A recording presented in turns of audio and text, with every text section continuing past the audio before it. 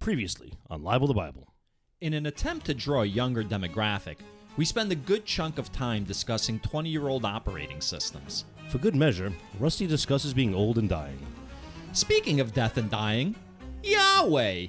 This time, he kills people with giant boulders. Joshua commands Yahweh to stop the sun. High on endorphins following his rock-throwing spree, Yahweh complies without hesitation. Joshua settles all family business by killing the heads of the 5 Canaanite families. He then spends much of the rest of his life commanding the Israelite army while conquering just about every Canaanite city. In all, he destroys 31 kingdoms. Scott, what's this episode coming up now? And now, episode 61 of Libel the Bible.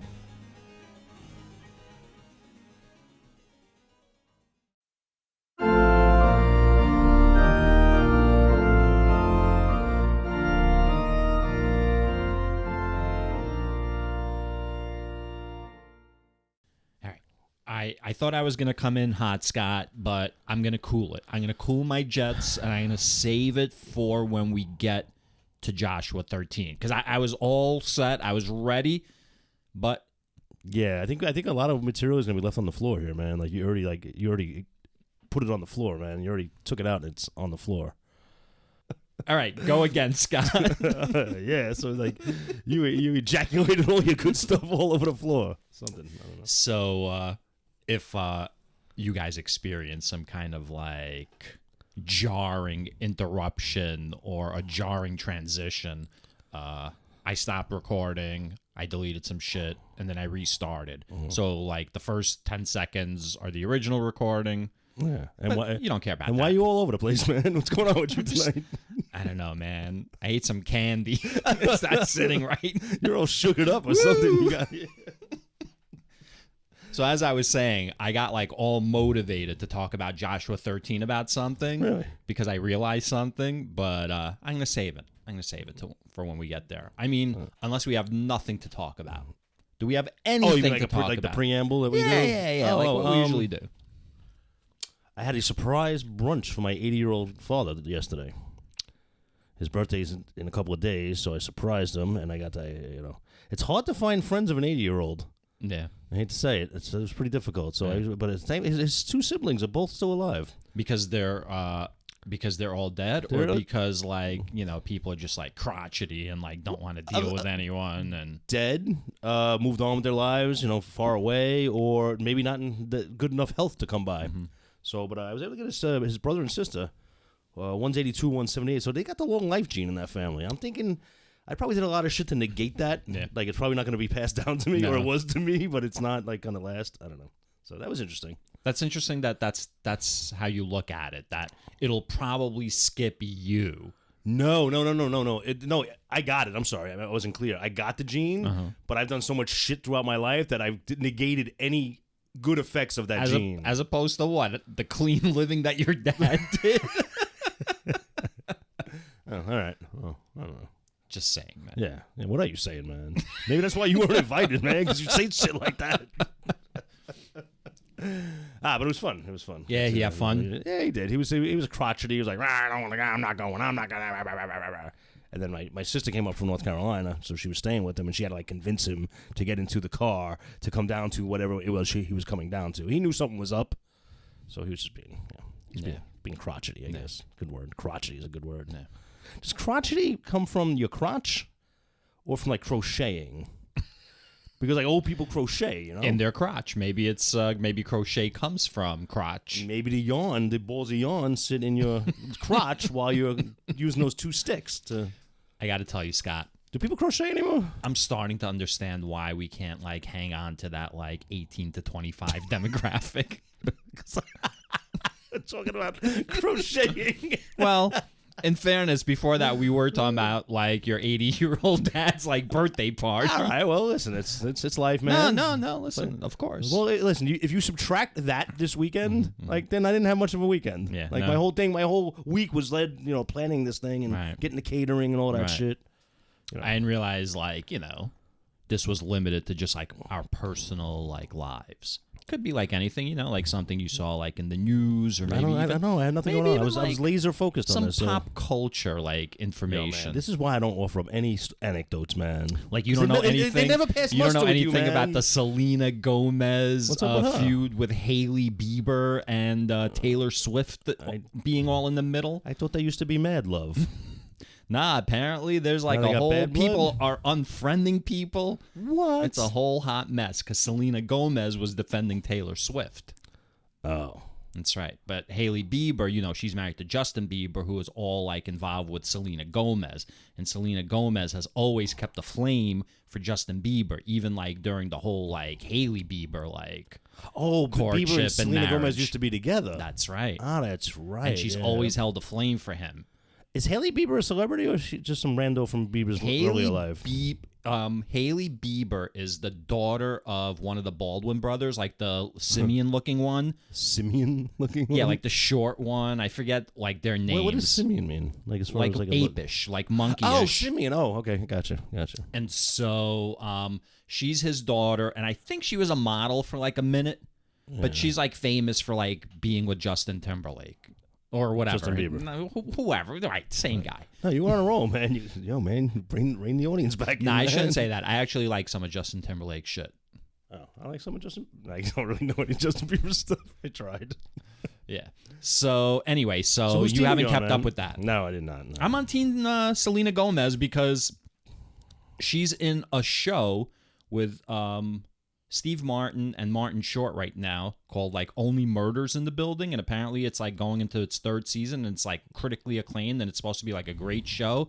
And like I've seen them on talk shows and they all seem very friendly, and like Steve Martin seems to like her and Martin Short seems to like her, and if that's the case then like fucking I'm with her. Talk about bridging the generations with that fucking lineup. That's right. Yeah. Just like we are bridging the generations by having a conversation about Selena Gomez. I always liked Selena Gomez's gravelly voice back when she was on like Wizards of Waverly Place. You got to reach out to the young people. You know, you got to bring them in. You got to embrace them.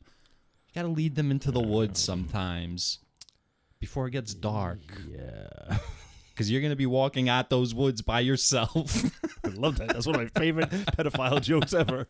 All right, I got one. Yeah. What, a pedophile joke? Do you know why Jewish men get circumcised? Because Yahweh told them they had to.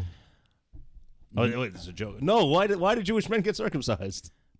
Because Jewish women won't go for anything that isn't 10% off.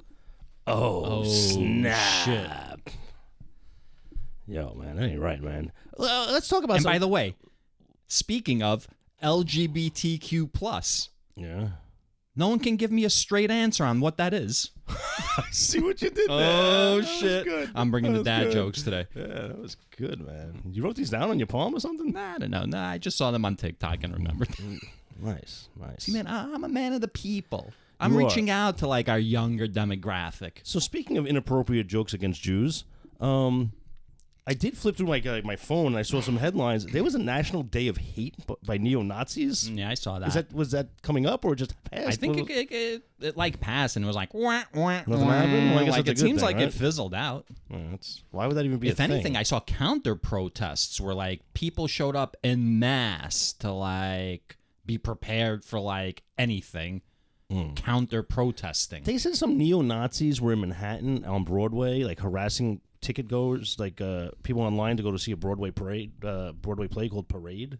Okay. And I was like, in Manhattan, like, you gotta be brave to do that. I was gonna say, has New York gotten so soft where like a couple of fucking skinheads harassed 100 people online and nobody knocked them the fuck out? Scott, in fairness, it's Broadway. Yeah, it's true. It's Broadway. Who's there? You're right. Who's in that neighborhood? It was tourists. Yeah, It's actually not New Yorkers that are there. Oh yeah, maybe. All right. It's like all elderly people and people from out of town. Yeah, I guess. And they probably thought that was part of like the whole New York charm. Hey, look, we're getting harassed by neo-Nazis. I love this town. Times Square is just as great as it used to be. Yes. Yes. Yeah. All right, so we spoke about something wholesome like my father's 80th birthday, Day of Hate, the feud between Selena Gomez and... Wait. Selena versus Hailey and Taylor is on Selena's side? Selena versus who? Haley Bieber. Yes. And Taylor's apparently there was shade thrown at Taylor Swift, and Selena Gomez came to her defense. Thrown at her by Haley Bieber. Yes. And so and Kylie Jenner. So Selena Gomez is probably looking for any reason to go at Haley, right? Yes. Yeah. So listen, she's probably like. Not she doesn't care about Taylor Swift. She's not friends with Taylor. It's like the enemy of my enemy is my enemy. Plus, it works. It works in her favor too, because Taylor Swift is like huge. Yeah, yeah. Apparently, she's got like a huge like online army. Her and Beyonce. You don't want to like say anything bad about those two fucking assholes. Whoa, because they have like a huge online army. Whoa. The Swifties are gonna get you. Fuck them. What are they gonna do? And the Beyonce's got the beehive. The beehive. The beehive. Yeah, I wish they fucking attacked us. I wish. I wish they would attack you. so I can say, you remember when I said I wouldn't say that shit if I was you? Here's some of that shit. Sometimes you need some of that Charlie Hebdo shit to like fucking get yourself out there, get yourself known. You know what I'm saying? Yeah, until you get some of that Charlie Hebdo shit. Well, not all of them, right? Some of them survived. I'm just playing the odds, Scott. Charlie Hebdo was a French publication. Yes. Yes.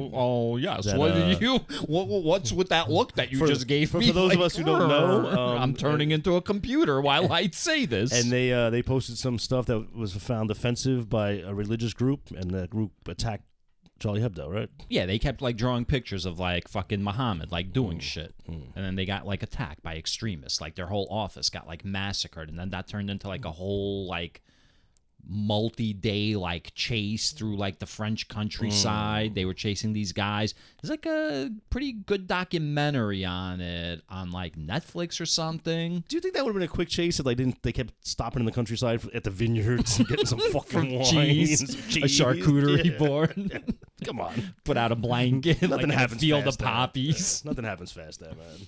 Yeah.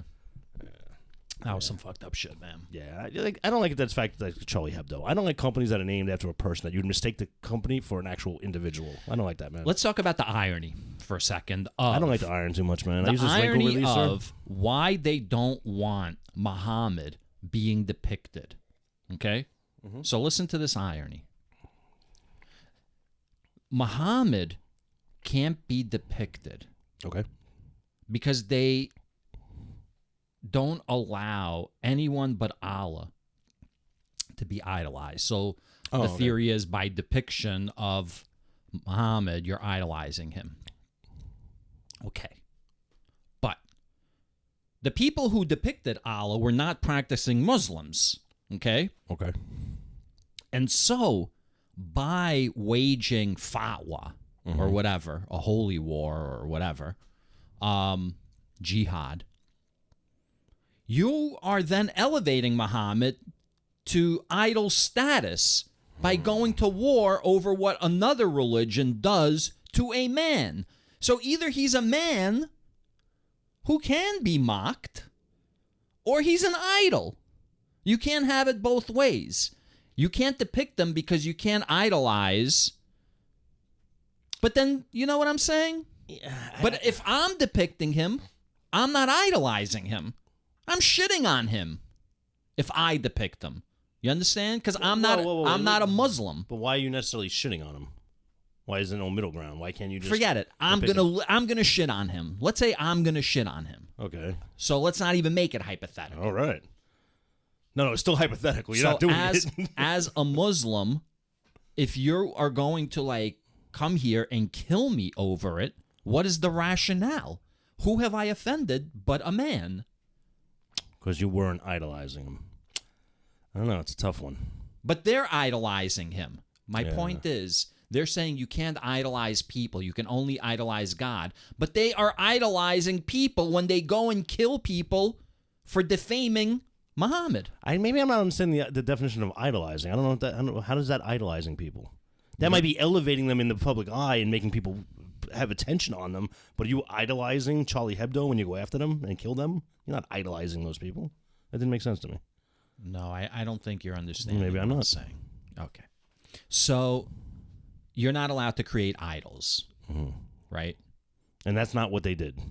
Forget. Okay. Listen, Start from scratch. In our reading of the Bible, We have encountered this numerous times, right? You are not allowed to create like golden calves and like that fucking pisses Yahweh off real bad. Okay. This is the same God. This is like Islam's God is the same God, right? For them, the prophets don't end with Jesus. For them, the prophets continue on through to Muhammad. Okay. So they don't deny the existence of Jesus or that he was a prophet. They just deny that he was the son of God, Muslims. Gotcha. Okay. But they can't idolize anyone except for Yahweh or to them Allah, right? I think it's like Almighty. Allah means Almighty, I think. Whatever, the Lord Almighty. The same concept. So, they say that if you draw a picture of Muhammad, you're idolizing him. So they ban the drawing of pictures of Muhammad, right? Which is all fine and dandy if you follow Islam. If you follow Islam, then I guess you shouldn't draw pictures of Muhammad because that's what they have decided is their law. Fair so far. Okay. I am not a Muslim. I can draw anything I want because I am an atheist and don't believe in anything. I have no morality and, because atheists just like, what is their like moral like anchor? Like how do they know what to do? Dude, you're not helping your argument here, man. So if I draw Muhammad, I'm not drawing him as an idol. I'm not idolizing him. You understand? I got you. Okay. So I do it. I draw Muhammad in any fucking scenario. Extremist Muslims, right? Who are involved in jihad, they now will wage war on me because I drew Muhammad. Because they say you can't draw Muhammad because it's idolizing him. But you can only idolize him if you worship him. Right.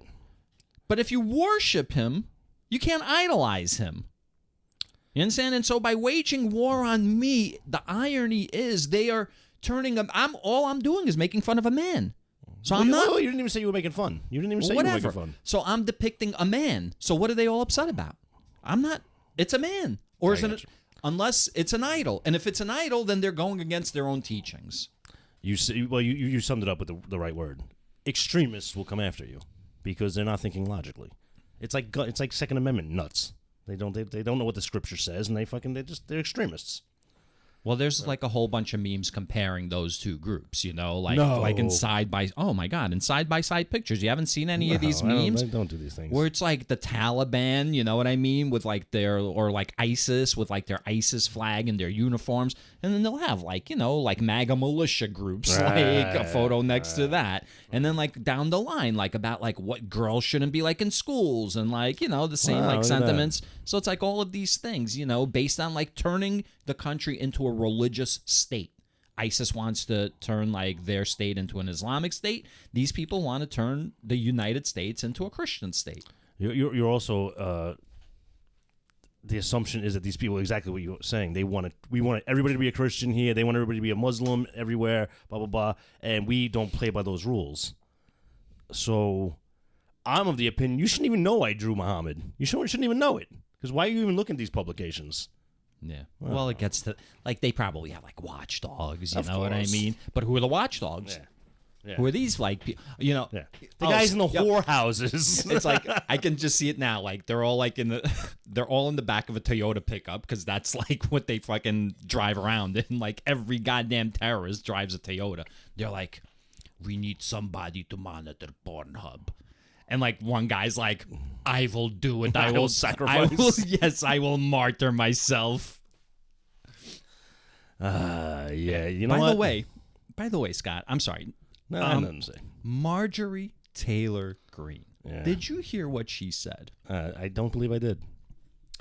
She basically said that it's time to divide the country into like red states and blue states. She says like, let us like have basically our own country so we could teach our children in our schools and live our lifestyle, and let them like have their schools and indoctrinate their children. Sure, that's great. And, You can do that without separating the country. Go ahead, set up a private school. Don't take any of my taxpayer fucking money, and do what the fuck you want. As long as you can pass the SAT or the ACT, not the clit test. Yeah. Fucking go ahead, do what you want. You can do that. No, but she doesn't want that. Well, because she wants socialism also. She wants fucking all the taxpayers to pay for her stupid fucking ideas. No, she's saying she wants her own country. Okay, go. We'll go buy an island somewhere. Start with an island. Start small. Build a military. Maybe buy an island on the western side of Europe. Spend thousands of years being a brutal fucking place. Build a military. And then start spreading out, like, and conquering and enslaving people. And fucking go ahead. Go right ahead. Do it. Nothing stopping you, Marjorie Taylor Greene. So that rant right there, this is the reason presidents have like advisors. So there's like many people in a room. So like one maniac isn't making all the decisions. Are you done with your Putin rant? No. All right. It's not a Putin rant, man. You're basically saying fuck you and good. Go ahead. Do it. You don't like it, leave. That's what I've heard for my whole life. Okay. You don't like it, leave. So you're contradicting in its entirety the entire policy of who was considered the greatest president in American history, Abraham Lincoln. Because when the South decided they were going to leave, Abraham Lincoln was like, you're not leaving. That's kind of fucked up if you think about it, though. What is? They're fucking keeping people captive? You Keeping want to leave? people captive? You want to leave? Leave. But no, see, it was different. No. I didn't say Marjorie Taylor Greene should take, like, the southern states and make her own country. I said, get the fuck out of the United States, go find yourself an island and start your own country. Yeah. Go the fuck ahead. You ain't taking our shit. Well, that's That's not different. So- realistic. That's not going to happen. She will start a civil war.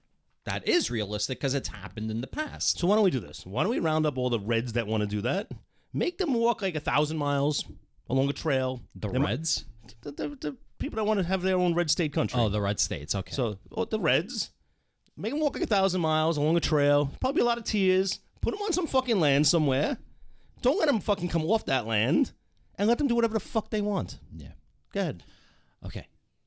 I think you're misinterpreting what Marjorie Taylor Greene's point is, or what my point. I'm Maybe my downplaying point. her fucking like nonsense. So my point is this, right? I don't think they're saying, please give us our own country. It's almost like, you know, She wants a civil they war. will take Yeah. a country.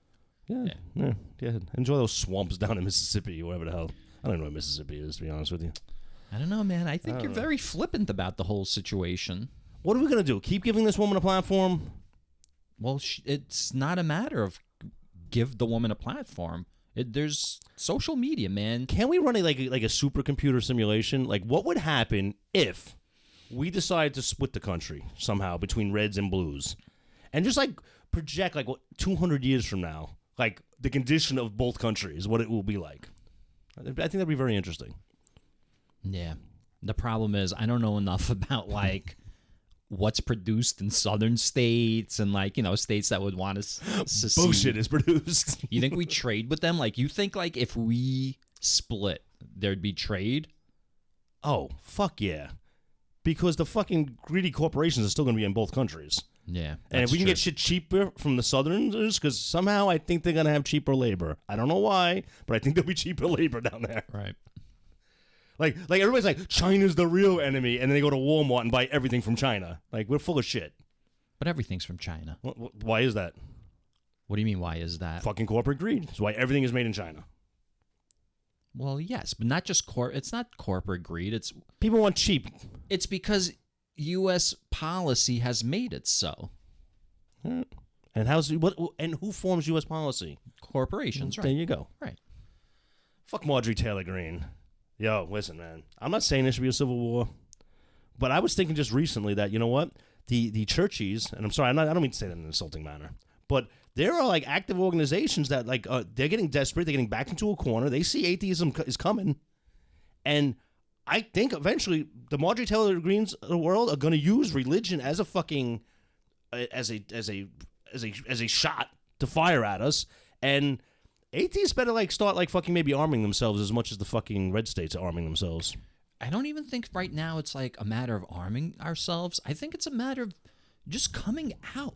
Just come out as atheists. Like, there's more of us than, like, you think. Like, people don't fucking believe in God. Like, yo, man, there's too many Avengers movies at this point for anyone to believe in a God. You know what I'm saying? Oh, maybe there's multiple gods. Just in different saying. dimensions and different planets. And No, I just meant if there was a God, they'd stop making so many goddamn fucking Avengers movies already. How can there possibly be a I God? totally did not take it that way. Now, if you had said like Fast and Furious movies, I would have got it right away. We're going to get right back to the show. But before we do, we'd like to invite you to come visit our Patreon. Each week, we discuss a new topic at the intersection of society and religion. We explore the encroachment of religion onto secular institutions, such as schools, workplaces, and government. In addition, we'll investigate whether religion practices what it preaches. So, after this episode, head on over to patreon.com/Libel to Bible and join in the conversation. And now, back to the show.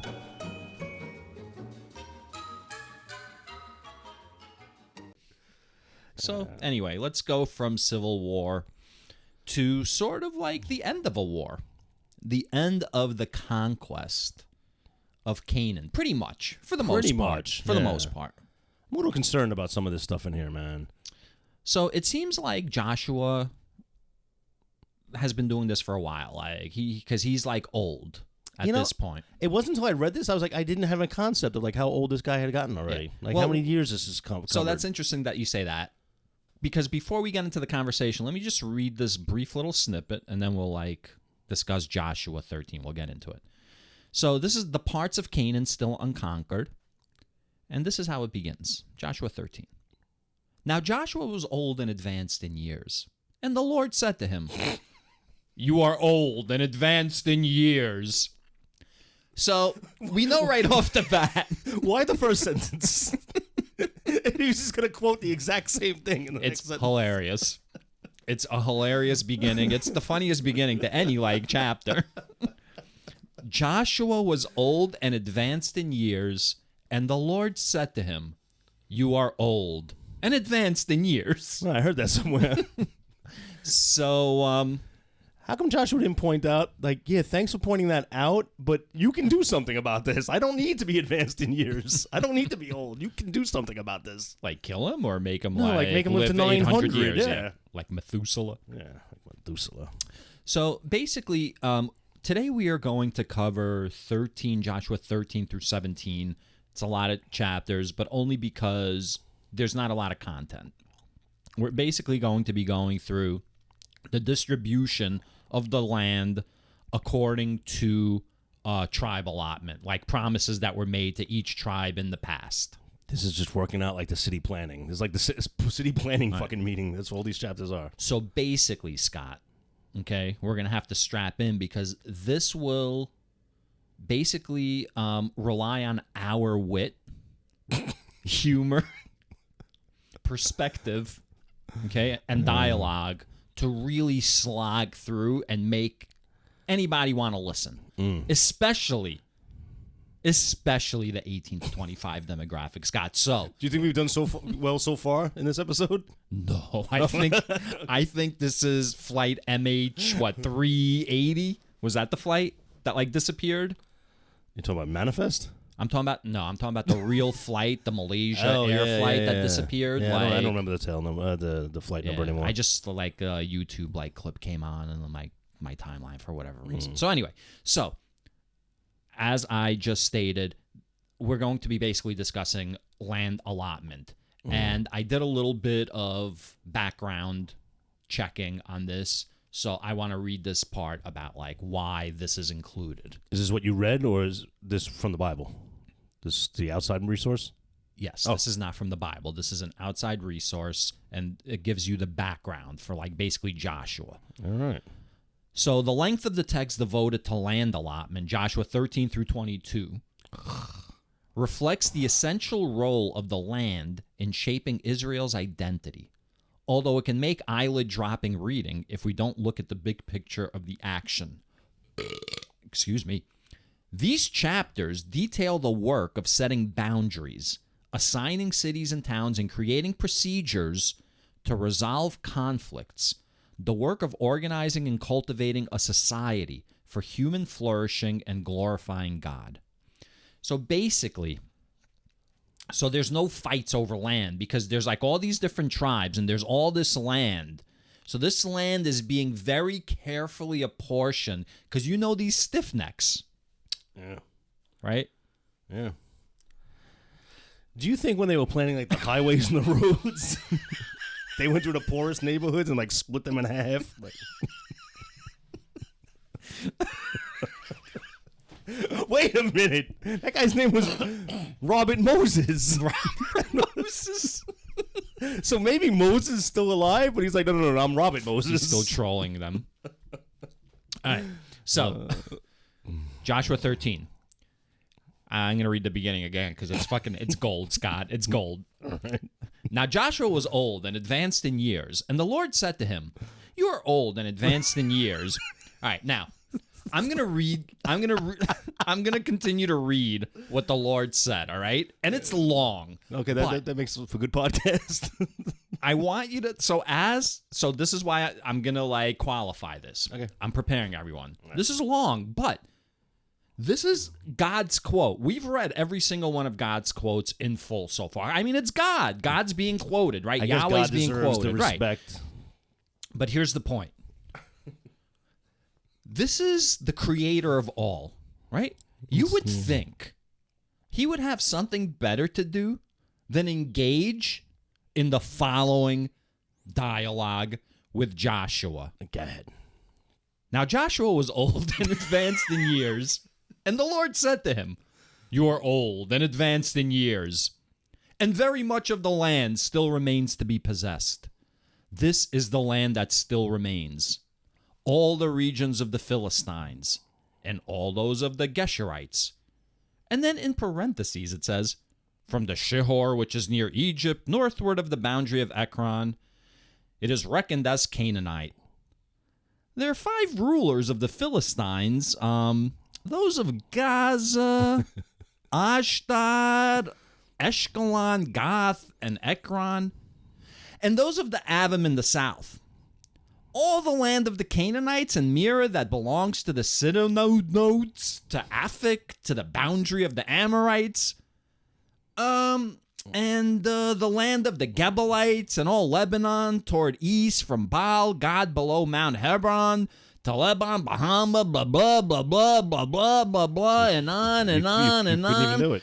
And it's like, if I'm Joshua, I'm like, what the fuck is this guy on? It's Show like, me a map. he's a pillhead. Yo, he's like taking like too many Xanax, and he's just like rambling nonsense at this point.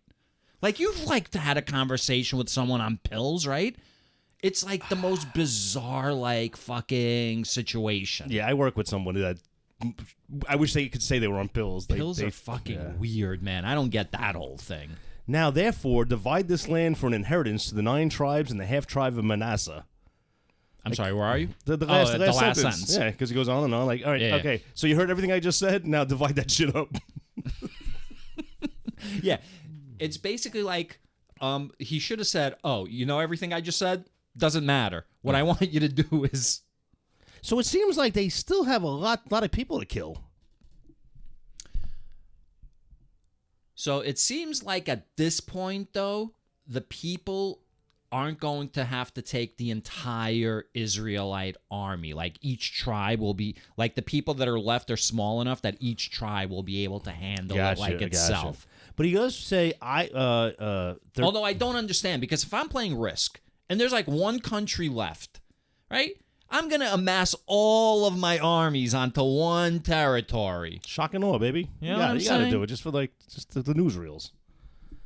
Joshua 13:6. The newsreels. All the inhabitants of the hill country from Lebanon, blah, blah, blah. I will myself drive them out from before the Israelites. I'm sorry, where are you? I wasn't listening at all. 13:6. 13:6. All the inhabitants of the hill country from Lebanon to even I will myself drive them out from before the Israelites. Only allot the land to Israel for an inheritance as I have commanded you. Like, are you really going to drive them out? Because it doesn't sound like he actually drives anybody out. The Israelites still do the legwork. You got to make up your mind, Scott, because last episode you were like, he's the planner, he's fucking, they're incompetent without him. Right. So which is it? But then he goes, I will myself drive them out. Like he's not using them. Nah, he's not going to do it by himself. Yeah. That's what talker.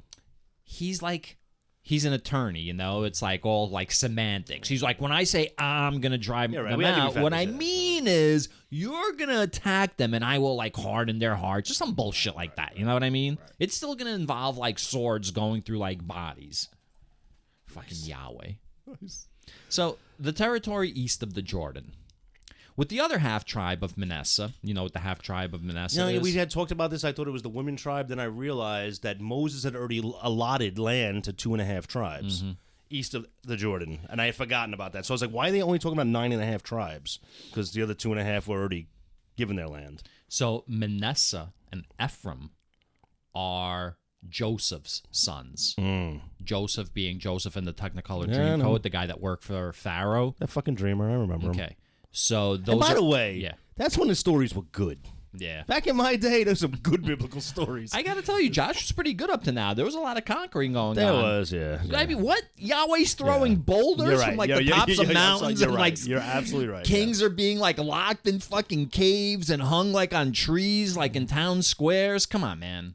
Come on. Yeah. Whorehouses, guys banging whores. Like, who's your daddy? Who's your daddy? But Grand Theft Auto San Andreas is the reason we have shooting sprees in America. Right. Because of this shit. Yeah. All right. So, anyway. So, those are the two fucking brothers, and they were blessed by Israel. I guess his name was like, what was his name? Isaac or whatever his fucking name was. And then, like, he became Israel. God told him, now you're called Israel. Remember? Oh, Jacob. Because it was Jacob's ladder, and then he wrestled with like God. Right. They were all naked. And then by the way, you were the only one that interprets them as being naked. By the way, I've spoken to lots of people after that podcast. Have you? And no, none. Well, I'm gonna say this. I would hazard to say they don't know history like I do. Okay. And if you're familiar with Greco-Roman wrestling, okay, they did that all in the nude. All the ancient Olympics were in the nude. Okay, so back then, that's just how like dudes rolled, man. They just rolled nude. Fair enough. Except for sandals, because you don't want to fuck your feet up. Yeah, you don't want the calluses. Yeah. All right. So, with the other half tribe of Manasseh, the Reubenites and the Gadites received their inheritance, which Moses gave them beyond the Jordan eastward, as Moses, the servant of the Lord, gave them. And then it just goes on and on about like the name of the town, going to what region. It like really goes on and on and on. They're basically drawing up like land deeds, like surveys, like make a left at the river, right to the forest, blah blah blah. All the kingdom of Og and Bashan, who reigned in Ashtaroth and in Edrei, he alone was left of the survivors of Rephaim. These Moses had defeated and driven out. Yet the Israelites did not drive out the Geshurites or the Machites, blah, blah, blah, blah, blah. Well, I don't think we blah, blah, blah that. Oh, really? Good. Why did they not drive out the Geshurites or the Macharites? Okay. Why are Gesher and Machath still live within Israel to this day, 6,000 years ago? Okay. Since you ask, I'm glad you asked, Scott. So when we started this chapter, I brought up like the background that I read. And how it talked about, well, it was important to establish like society there, to like create boundaries and let people know what their positions and their roles and what their land was, blah, blah, blah, blah, blah. Okay, yes. But also, this is being written, let's say, 3,500 years ago, like 1,000 BC or so, right? Civilizations are already established in this region. This that we're reading is being written in that region at that time, right? So this is justifying like the stations and positions of everyone. So the next time like the Reubenites show up, right?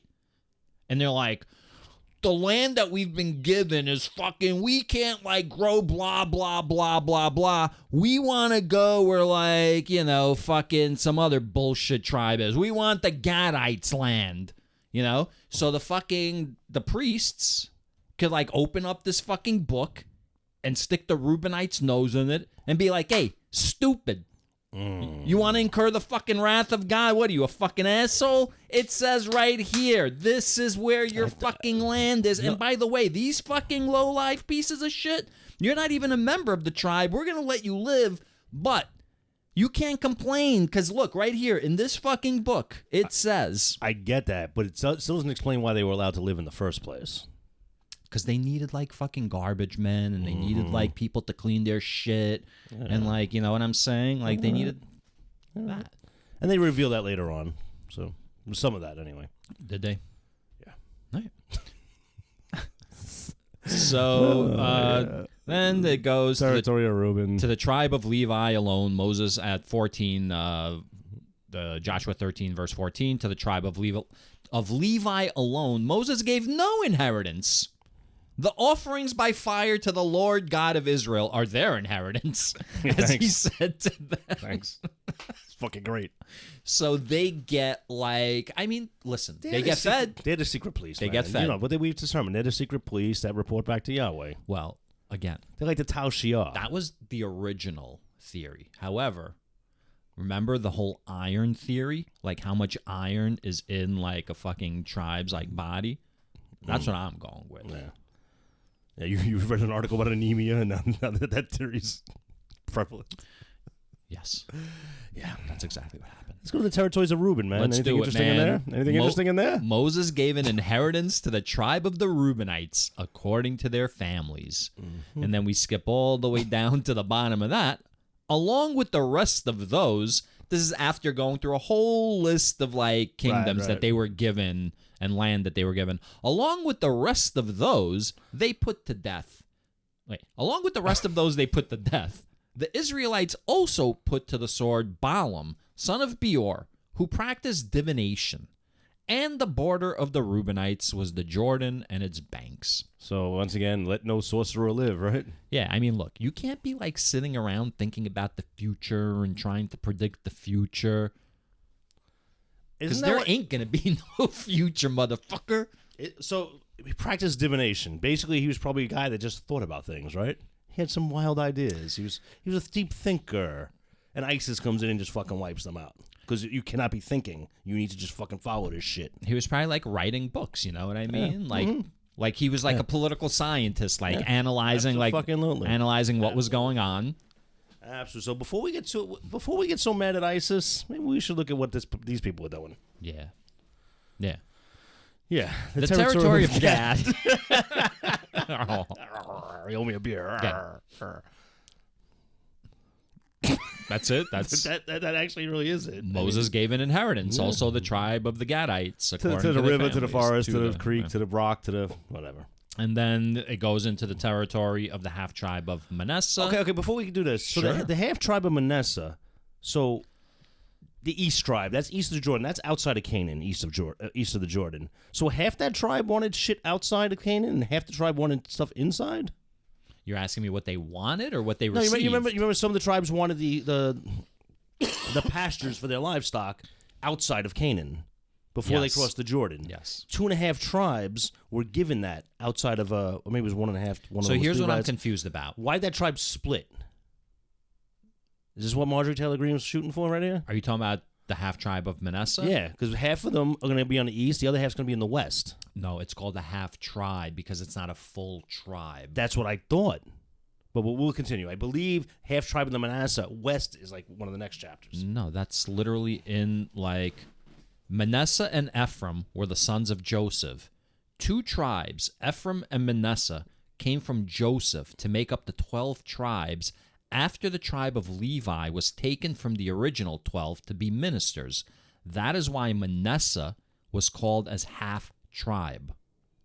Where are you reading that?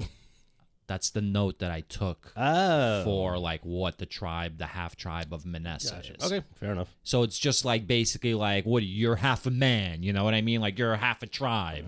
That's not fucking right. Yeah.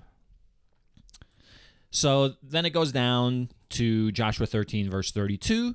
These are the inheritances that Moses distributed in the plains of Moab, beyond the Jordan, east of Jericho.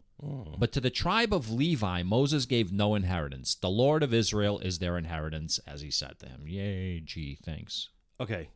Again, you don't have to keep telling us about the Levites not getting their inheritance. It's literally mentioned like 47 times already. Because you understand when this is being written, the Levites are probably like, can we get something? And like the ruler was like, yo, we gotta like codify this. You know those like dumb stones like that the laws are written on? Let's get this down on paper and shove this in someone's face. That's funny you said that because during the whole journey here, the Levites were pretty important. Yeah. They were basically the ambassadors to the spaceship and all that shit. They carried the ark. Now that they're settling down, ain't nobody seen the ark. Yahweh's about to take Yahweh's off. about to go gone. Yeah. And the Levites, what's their purpose going to be? I'm very interested to see what the Levites' purpose is going to be once this is all the dust settles. Yeah. And they probably see it, man. They see it. Like, we ain't going to have shit to do. Replaced by robots. So that gets us to Joshua 14. The distribution of territory west of the Jordan. Joshua 14 starts. These are the inheritances that the Israelites received in the land of Canaan, which the priest Eleazar and Joshua, son of Nun, and the heads of the families of the tribes of the Israelites distributed to them. Their inheritance was by lot, as the Lord had commanded Moses for the 9 1/2 tribes. For Moses had given an inheritance to the 2 1/2 tribes beyond the Jordan, but to the Levites he gave no inheritance among them.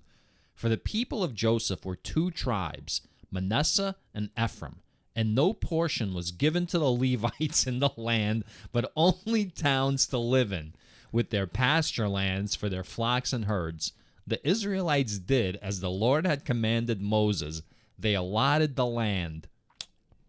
So basically it's like, yo, we didn't do this. You understand? This is God. Like, God's the one that did this. So if you've got like a problem, take it up with God. And Levites, how many times do we have to tell you? There's no allotment.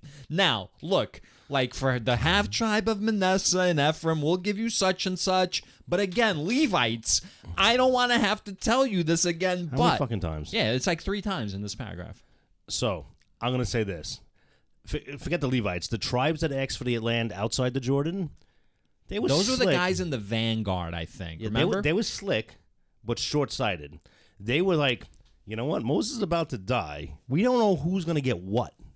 So why don't we make a deal right now? This looks pretty good. Let's take what we know is good. They played it safe. They played it safe. Exactly. They played the game of life safe. They stayed on 19. They stayed on 19. What was it? Oh, blackjack. Gambling. Okay, right. So they played gambling. Blackjack. Yeah, whatever. Gambling. You like Frankenstein. This is why we don't have cameras in the studio, man. So, all right. So, yeah, they were playing it safe. And now they probably regret it slightly. Why? Maybe not. No. You know what? No. Only the Levites are complaining so far. I think that they probably were like, look, we're going to stay here because we don't like the rest of them. You know what I mean? That could be too. You've been traveling with these pricks a long time. You know who's a prick. Yeah. So that gets us to Hebron, allotted to Caleb.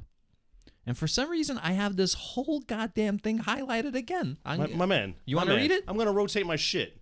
It's all fucking highlighted, Go ahead, read too. it, man. You read it. Ah, man. I got to fucking work on my glasses. All right, so this is 14, verse 6. Hebron allotted to Caleb. Then the people of Judah came to Joshua at Gilgal, and Caleb, son of Jephunneh, said to him, "You know what the Lord..." No. You got to read that, motherfucker. Do the You best blah, you can. blah, blah, a lot. I tried reading names. Go ahead. And Caleb, son of Jephunneh, and the Kezanite, said to him, "You know what the Lord said to Moses, the man of God, in Kadesh Barnea, concerning you and me." So Caleb's saying, Moses said between you and me. We were talking about you and me.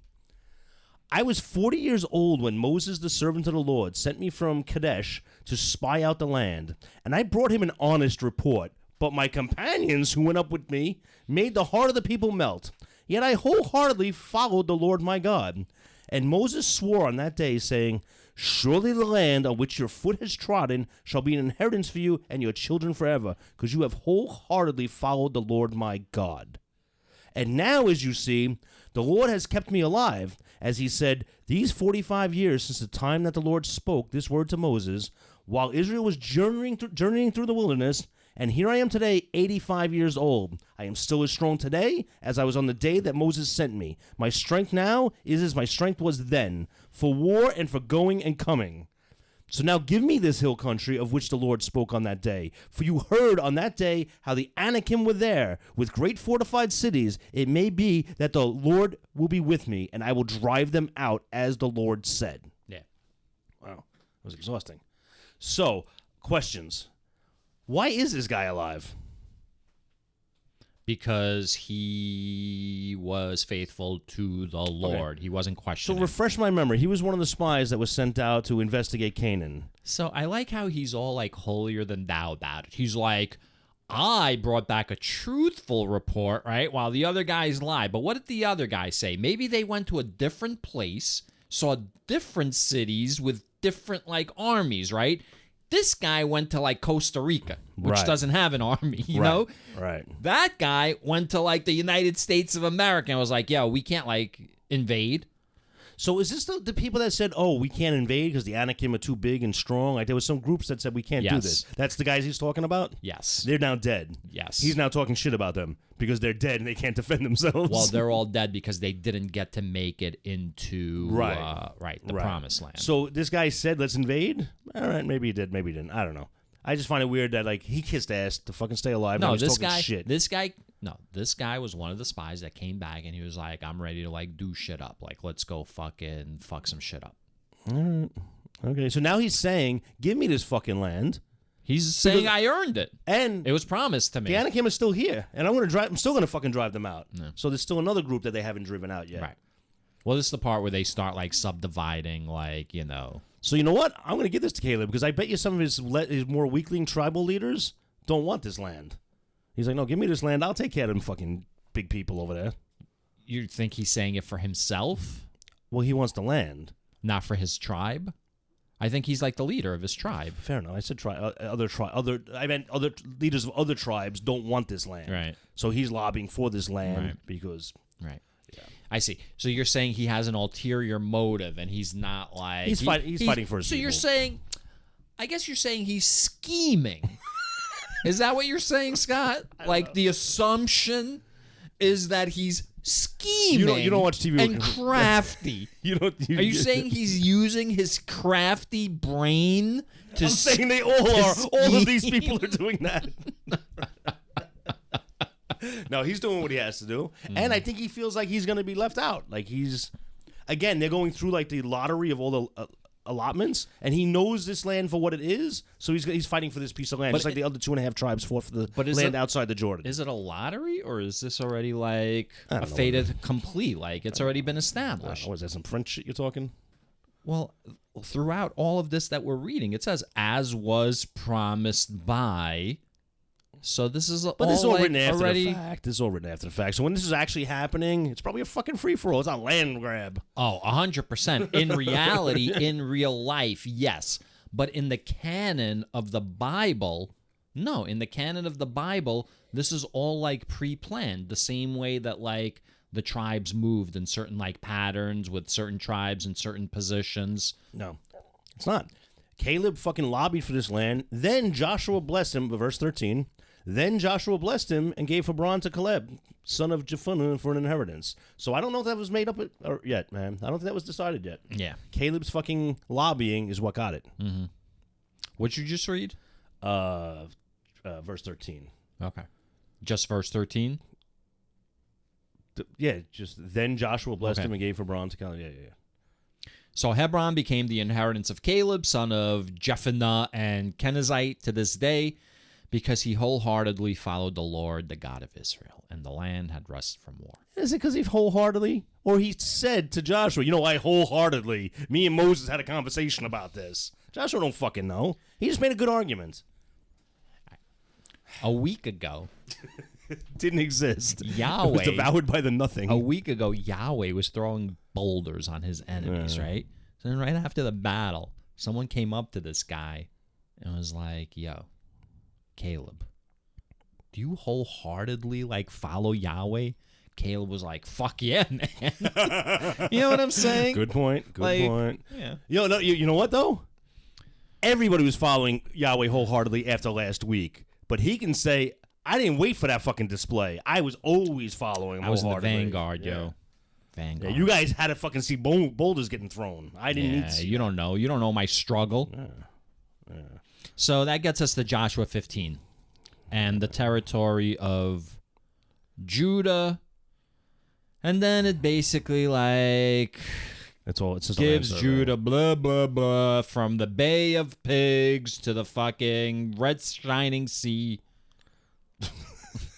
What? It's just weird. All right, so let's bring us down to... Caleb occupies his portion. Yeah, I got questions about this, man. Okay. So Joshua 15, verse 13. Yep. But to Caleb, son of Jephunneh, Joshua gave a portion among the people of Judah according to the commandment of the Lord to Joshua, Kiriath Arba, that is, Hebron. Arba was the father of Anak. Who cares? And Caleb drove out from there the 3 sons of Anak, Sheshai, Ahiman, and Talmai, the descendants of Anak. From there he went up against the inhabitants of Debir. Now the name of Debir formerly was Kiriath-Sepher. Who cares? And Caleb said, whoever attacks Kiriath-Sepher and takes it, to him I will give my daughter Aksha as wife. So, I mean, first of all, it says Judah allotted this land to him, like he let him have it, but it just sounds like it was more like, yo, go fight those people than you can have this land. You can have it once you clear it, yeah. Right. Absolutely. But Caleb's argument was, I will clear it. Yeah. So he's like, all right, put your money where your mouth is. Caleb was like, hamana. Right. So, all right, so then he's like... wait, the wording here. Yeah, and yeah. Verse 14. Yes. And Caleb drove out from there the 3 sons of Anak, Sheshai, Ahiman, and Talmai, the descendants of Anak. You just said he was the 3 sons. I think, first of all, I think people should bring back those names because those names are fucking fire. They are pretty. Right? They are fire. I'm sorry. Go ahead. So he mentions it's the 3 sons, and then in the same sentence says it was this guy's descendants. Yeah, it's his sons. It's his sons, We right. can follow that. If it was like 7 generations later, you might go, who are these people? Oh, it's descendants. You just said it was his sons. I know it's his fucking descendants. Yeah. Well, Joshua was getting old. Therefore, the Lord said, Joshua, you're getting old. So in verse 15, from there he went up against the inhabitants of Debir. Wasn't Debir the city that the Israelites ran past, and then they stopped in their tracks, turned around and go, oh shit, we didn't sack this city. And then they went back and sacked that city. You remember that city last week or the week before? That at all, no. So I don't think he's getting credit for There's Debir. been so much sacking. Yeah. A lot of Sacks everywhere. sacking. A lot of sacking. So you want me to drag my sack across your face? So Caleb, of course, said, whoever attacks, blah, blah, blah, and takes it, I will give him my daughter. So they gotta get this city. So Othniel, son of Kenaz, the brother of Caleb, took it. All right? Oh. I didn't even So realize it's his that part. nephew. So his nephew took the city, and he gave him his daughter, Aksha, as wife. So it's cousins. They're cousins. Yeah, all right, gross. Yeah, first cousins. It's his brother's son. I didn't. I breezed right through that. When she came to him, she urged him to ask her father for a field. As she dismounted from her donkey, Caleb said to her, "What do you wish?" She said to him, "Give me a present. Since you have set me in the lands of the Negeb, give me springs of water as well." So Caleb gave her the upper springs and the lower springs. Always seems fair. So, okay. She says, since you have set me in the land of Negeb, give me springs. Does that mean it's like a desert? It sounds like it's a piece of shit If I'm place. going to be on a desert, I want the place with the water. So at the time that this is being written, people are probably dying of thirst. They need water, not just thirst. I'm sorry, they can't farm. They need land for irrigation. And this family, whoever descended from this fucking cunt, right? You know what I'm saying? This bitch who's give me all the water on this land. I was with you right until you said that, man. I think she's justified in this because it sounds like it's crap land. But when he said whoever attacks and takes it, You don't know these Jewish women like I do, Scott. I Right? don't. You're not allowed to say it. I don't. All right? And I wouldn't, even if I was allowed. Right. Because I wouldn't feel listen, it. I know you're thinking. Because I wouldn't feel it. I see it I on don't your know what face. you're I know feeling. you're thinking it. So when he says, to anyone who takes this land, I will give you my daughter. And then he goes, I said, anyone who takes this land can have my daughter. And everyone took a step back, except his brother and his dumb son. Like, ew. Wait, I'm gonna fight for his desert for that woman. Yeah, and wouldn't it be funny when she dismounted the donkey, and Caleb was like, "What do you wish?" The donkey was like, "I'll take this," and the donkey asked because we've had donkeys like that before. The negotiating donkey. That's like a Saturday Night Live skit.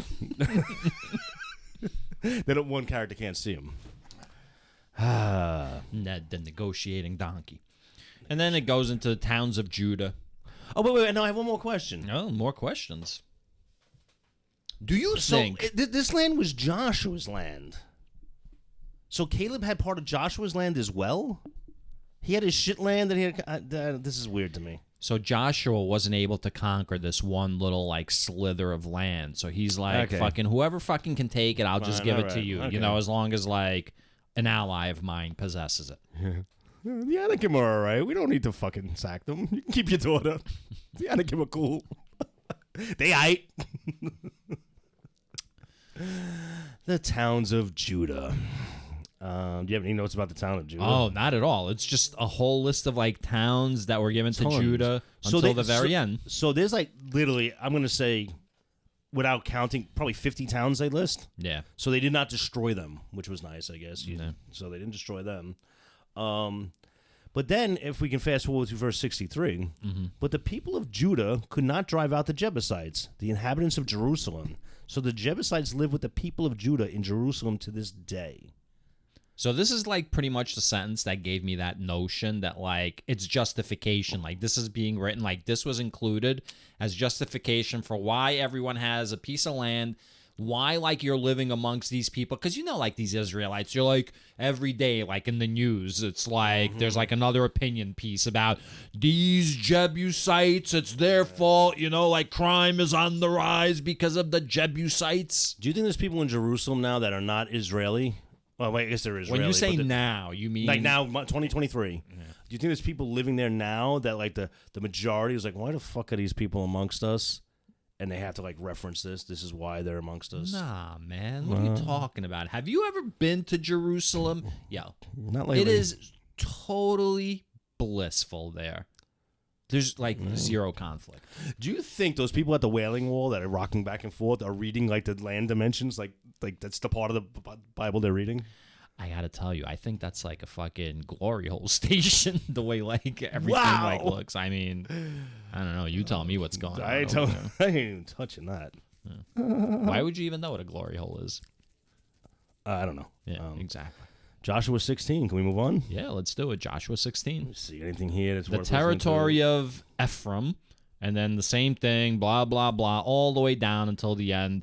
They did not, however, drive it. Like, it basically gives you all the territory of Ephraim. Like, But this is a nice short it goes chapter, without though. saying. Yeah, it's not that So long. why did certain? So for those of you not reading along, certain books have chapters.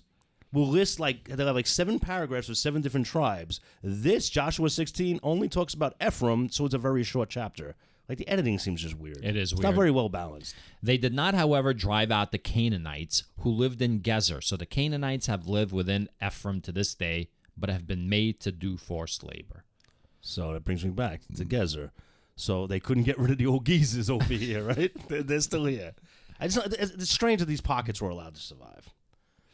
And that gets us to Joshua 17, the other half tribe of Manasseh, west. Right. These are the ones that are going to be in Canaan. The ones in the east are staying on the other side of the Jordan. Okay. So Joshua 17 starts, Then allotment was made to the tribe of Manasseh, for he was firstborn of Joseph. To Machir, the firstborn of Manasseh, the father of Gilead, were allotted Gilead and Bashan, because he was a warrior. And allotments were made to the rest of the tribe of Manasseh by their families. I don't understand that part where it says this land was given to this guy because he was a warrior. What's the significance? There's significance probably. I wouldn't even read that crap. Who cares? Yeah, like who would even know? Because you know what? Yeah. Somebody probably it was a fucking civic meeting, and they say, "Hey, tribe of Rusty, you're getting this land," and somebody over here, tribe of Scott, was like, "Whoa, what the fuck? Why is he getting that?" And he goes, "Cause he was a warrior." And everyone, right. Just fucking, they're making up reasons as they go. Right. Now, Joshua 17, verse 3, now Zelophehad, son of Hepher, son of Gilead, son of Machir, son of Manasseh, had no sons, but only daughters. And these are the names of his daughters: Mala, Noah, Hogla, you think she was fat? Milcah, and Tirzah. I mean, they named her Hogla. Come on. They came before the priest Eleazar. Oh, I'll bet they did. They came before the priest Eleazar. Grow up, man. And Joshua, son of Nun, and the leaders, and said, the Lord commanded Moses to give us an inheritance along with our male kin. They're right, because I remember, like, in Leviticus, when we were, like, reading through all those bullshit, like, laws, like, it even said, like, well, what about women, blah, blah, blah, and then they're like, all right, I guess you got some rights, all right. So my note here was, hey, I know we're just women, but don't forget the Lord made Moses promise us some shit. So, according to the commandment of the Lord, he gave them an inheritance among the kinsmen of their father. Thus there fell to Manasseh 10 portions, besides the land of Gilead and Bashan, which is on the other side of the Jordan, because the daughters of Manasseh received an inheritance along with his sons. I'm curious as to why anybody would name their son Noah when it's clearly a female name here. And if we're going to be in a binary world, like, did you know Noah was a female name? Well, Noah was already, we talked about Noah. It was like third episode. There was already a man named there was a Noah. Like right, the Noah, okay, the famous Noah. All right, it can go both ways, that name. All right.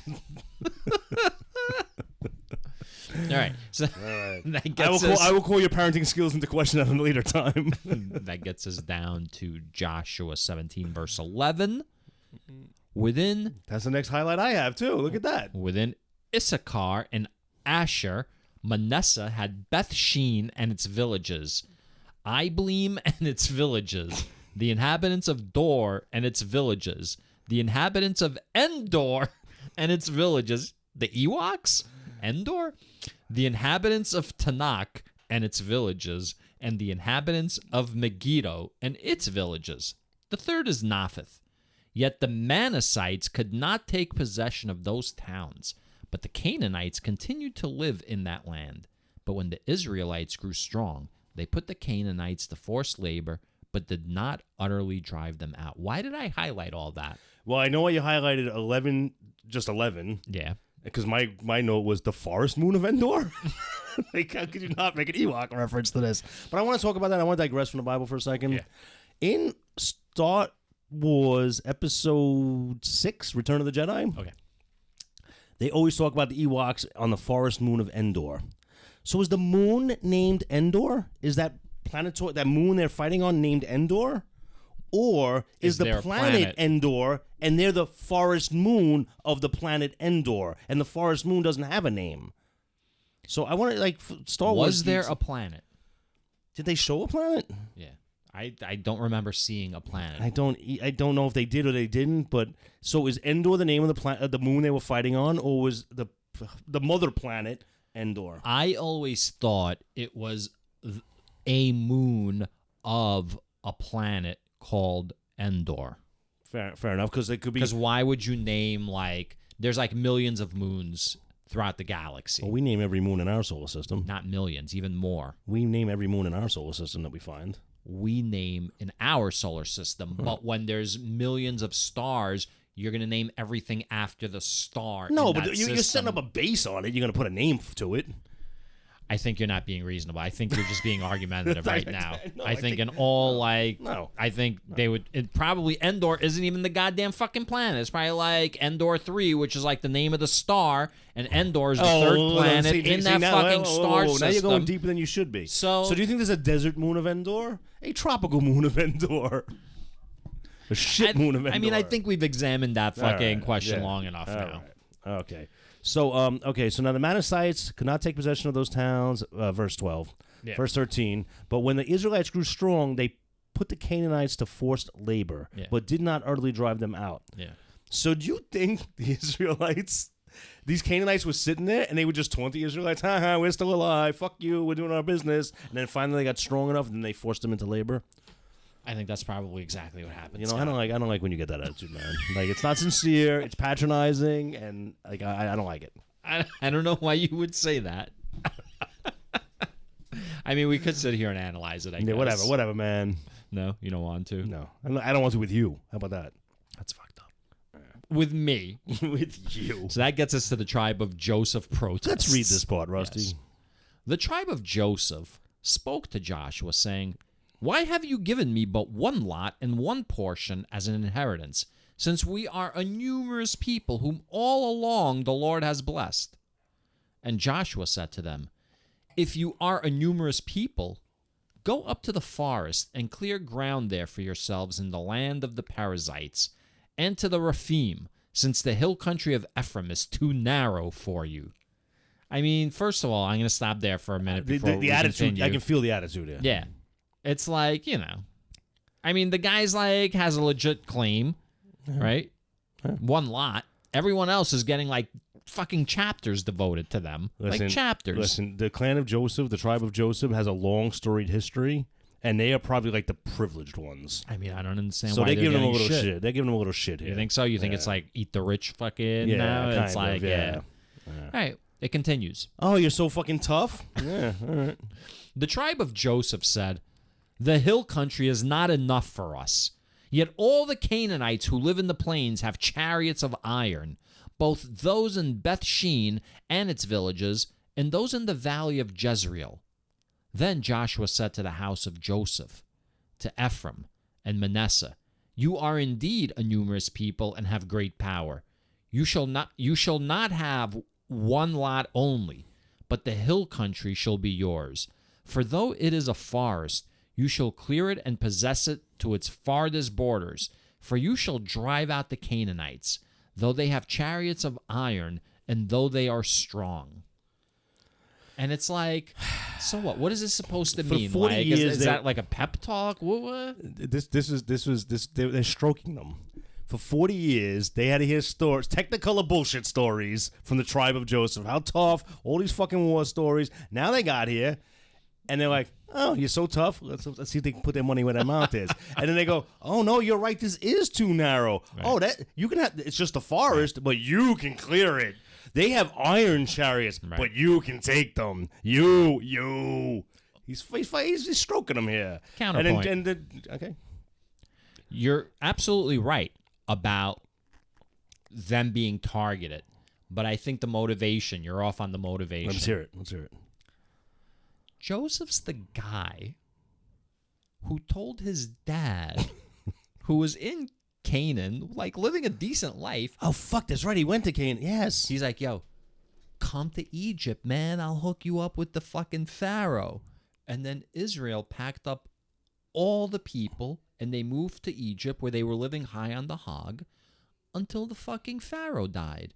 And then a new Pharaoh took over, turned them into slaves. And then, like, I don't know, 30 pharaohs later, like, they fucking fled and they're in the wilderness.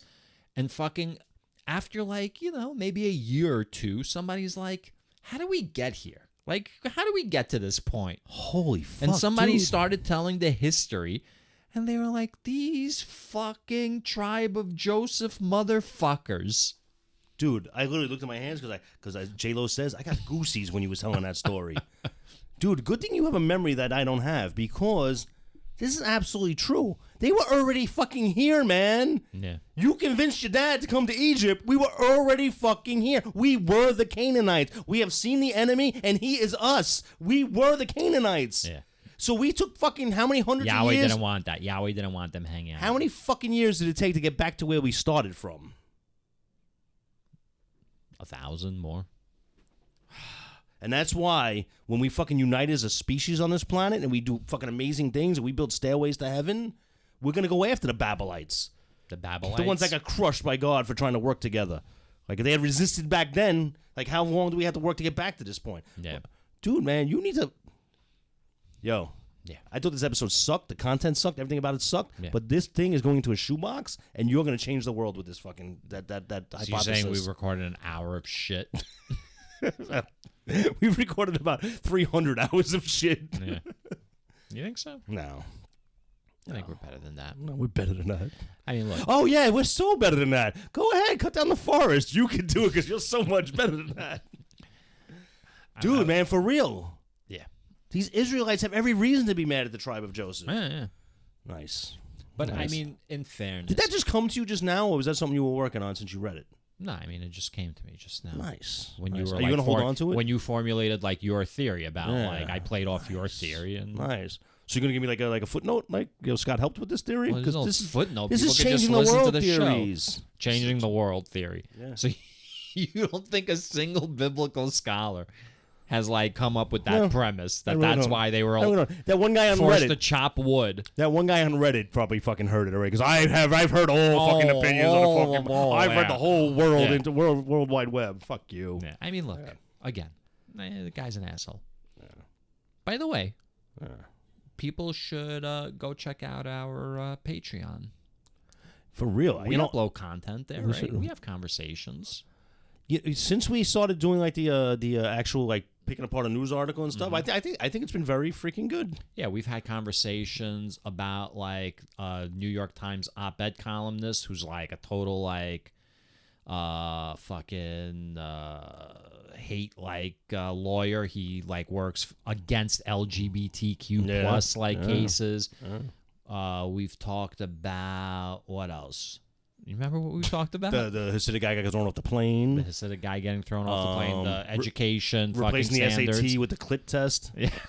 With no. Oh shit, What? bro! God damn. You found the clit? Nah, I forgot. I have a story. All right. I met people playing hockey, but I don't know if I should tell it now or save it for like the beginning of like next time. You know what I mean? What do you think? We're an hour 15 in. I mean, listen, is it a good story? It's funny. It relates to our conversation about like fucking that test and DeSantis. Should we talk about that with the Patreon talk content? about it. Because the other people don't like these people haven't heard that story. No, I'll tell it next time. Hey, I hope there's a little more research because I did read something very interesting today. Like the guy who created Dilbert. Oh yeah, Scott Adams. He's with Marjorie Taylor Greene, man. Scott Adams. I just didn't read anything where he referenced religion because we could talk about it if he had referenced religion. That would be great. About 9 years ago, before like Trump, when Trump like announced that he was running, I guess 8 years ago, whatever it was, 2015, 2016, during the campaign. I remember where I was that day. Scott Adams went on Joe Rogan, and I listened to the interview, and I knew of Dilbert, but I'd never heard Scott Adams before. And he was defending like Trump and like Trump's policies, but he wasn't doing it like in a MAGA way. He was just like doing it from like this philosophical way. And that's when he first came on my radar. And I thought it was weird, like his defense of Trump. And then like over Trump's presidency, like he became more and more like extreme and like the things he would say. And now he's just like full out like Is that something you knew going through his presidency, that you were watching him through the presidency? Or you just read it now that he was like that? He first came onto my radar in that appearance on Rogan. Right. Before the presidency. And then throughout Trump's presidency, every once in a while, checked in like on him? I didn't check in on him. He just came across my radar. I wasn't checking in on him. So he would come across my radar, and like I'd see some crazier and like everything got progressively more like ridiculous, you know, until like he basically said that like white people should live in like segregated fucking communities, and like he lives in like as much of a segregated community as he possibly can be. I'm sure. I knew nothing about the author. I enjoyed his comic strip when I read it for the most part. You know, in an office environment. Oh, it was fucking awful. Some of it was funny. Oh, I fucking hated it. Listen, there was no Far Side, but that's some funny moments. No Far Side. That's it.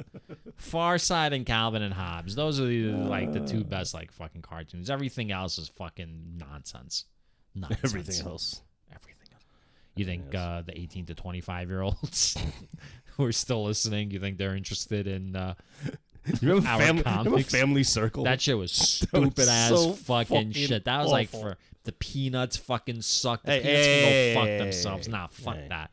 Fucking dumb. Linus was the Bible thumper. You know who the man was? That fucking Scottish guy who used to like sleep around on his wife and get hammered up all the time and like which comic strip? Something like Alvin Alley or some shit. He always Andy Cap. That's what it was, Andy Cap. That drunk dude with the big nose and the he wore a cap. Like yes, he was dead. He'd always be like passed out. His wife would be pissed off. Come on, that guy was the man. And BC. I don't think BC was in all the papers though, right? It was in the papers that I read, Scott. Wait, I don't know what papers it was in. Like, was it in the St. Louis Dispatch? BC. Wait, was it in the Bugle? BC was like Far Side and Family Circle. It was just a one panel usually, right? BC. Ooh, no, it was 3 panel. Was it? Yes. Okay. The game was good too. Remember the game? BC's Quest for Tires. Oh yeah. Quest for Tires 2 wasn't bad either. Yeah. And on that note, youngins, until next time. All right. You know what else we didn't do today? I'm Scott. I'm Rusty. Yeah, I'm not even going to say what my title is this week. This was Libel the Bible. Go Marjorie Taylor Greene.